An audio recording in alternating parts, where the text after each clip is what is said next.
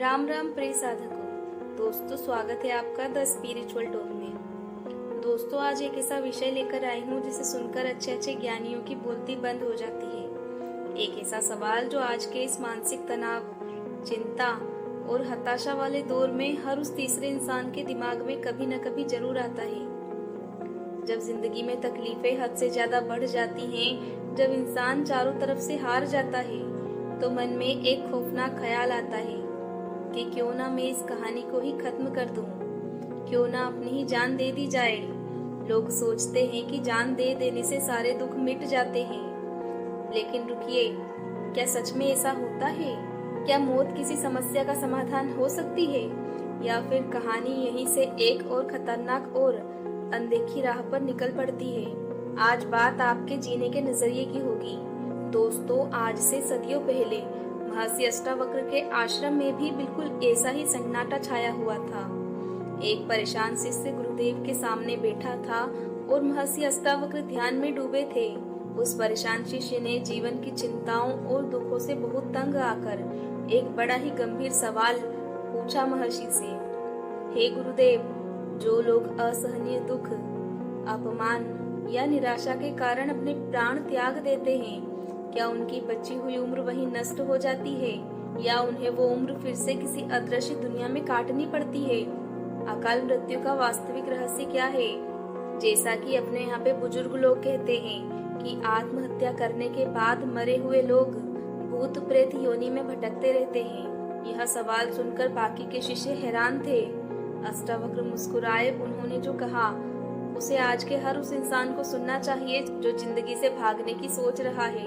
उन्होंने कहा, वत्स, सबसे पहले तो ये समझो कि आत्मा कभी मरती नहीं। जो पैदा होता है और मरता दिखता है, वो तो यह हाड़ मांस का शरीर है। शरीर तो एक कपड़े जैसा है जो आज नहीं तो कल बदल जाएगा।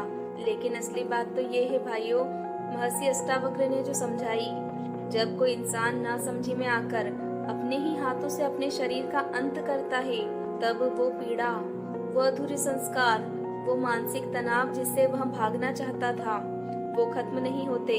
वो सब साए की तरह आत्मा से चिपके रहते हैं। यानी सीधे शब्दों में समझे तो भागने का कोई सीधा रास्ता है ही नहीं।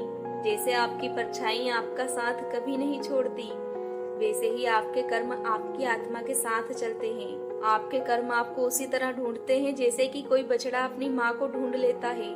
अगर आज आप किसी परेशानी में डर कर अपनी जान दे भी देते हैं, तो दुख का वह खाता बंद नहीं होता। वो आपके अगले जन्म के हिस्से में सीधा जुड़ जाता है। वहाँ आपको नए सिरे से भुगतना पड़ेगा। इसी बात पर महान आदि शंकराचार्य ने बहुत ही बड़ी बात कही है। उन्होंने समझाया था कि ये जो इंसान का जन्म हमें मिला है, ये इस पूरी सृष्टि का सबसे कीमती और दुर्लभ उपहार है। यहाँ एक बहुत बड़ा अवसर है। लाखों योनियों के बाद हमें यह जन्म मिलता है ताकि हम खुद को पहचान सके। अब आप खुद सोचिए कि भगवान के दिए हुए इतने बड़े और कीमती उपहार को किसी एक कमजोर पल में, किसी एक नाकामी की वजह से गवा देना, क्या खुद के साथ किया गया बहुत बड़ा अपराध नहीं है? और जब बात जिंदगी जीने की आती है, तो ओशो ने इस बात को एक अलग स्तर से समझाया है। ओशो कहते हैं, अगर मारना ही है तो इस बेकसूर शरीर को क्यों मार रहे हो यार? अगर मारना है तो अपने अंदर के अहंकार और उस डर को मारो जो तुम्हें पट्टी पढ़ा रहा है कि तुम हार गए हो। ओशो का सीधा सा नियम था, मुसीबत जिंदगी में नहीं है, मुसीबत तुम्हारी उम्मीदों में है। जिंदगी जैसी भी सामने आए उसे पूरी तरह स्वीकार्य करो और खुलकर जियो। असली बहादुरी मैदान छोड़कर भागने में नहीं, बल्कि डटकर सामना करने में है। अब यहाँ पर परेशान शिष्य ने एक और बड़ा दर्दनाक सवाल पूछ लिया, जो आज हर उस परिवार का है जिसने अपने किसी करीबी को खोया है। शिष्य ने पूछा, गुरुदेव, जब किसी परिवार में किसी की अचानक मौत हो जाती है, तो पीछे रह जाने वाले लोग दुख में डूब जाते हैं। उनका मन बहुत टूट जाता है।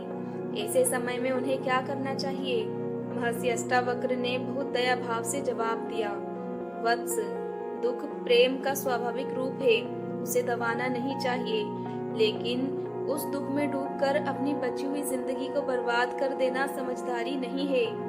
इस संसार में हर इंसान एक मेहमान बनकर आता है। कोई पहले आता है तो कोई बाद में, कोई पहले जाता है तो कोई बाद में। लेकिन जन्म लिए व्यक्ति की मृत्यु निश्चित है। और जो बात अष्टावक्र ने आगे कही वो आपके दिल को छू जाएगी।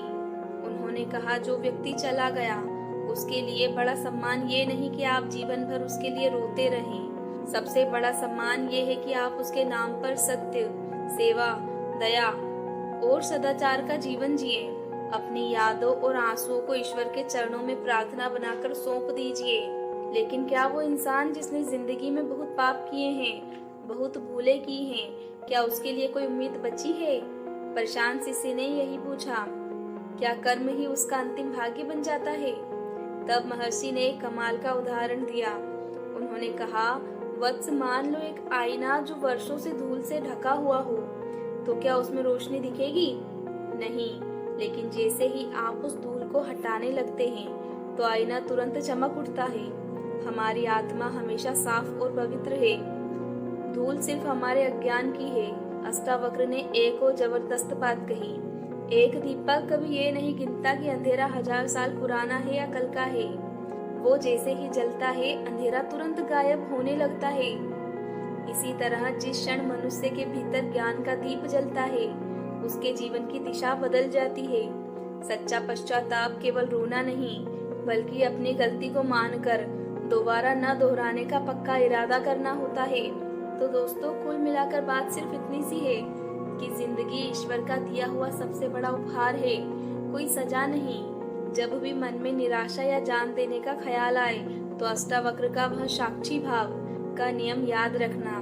खुद से कहना, गुस्सा आया है, दुख आया है, पर मैं ये गुस्सा या दुख नहीं हूँ, मैं तो इसे दूर से देखने वाला हूँ। जैसे काले बादल हमेशा नहीं टिकते, वैसे ही आपका बुरा वक्त भी हमेशा नहीं टिकेगा।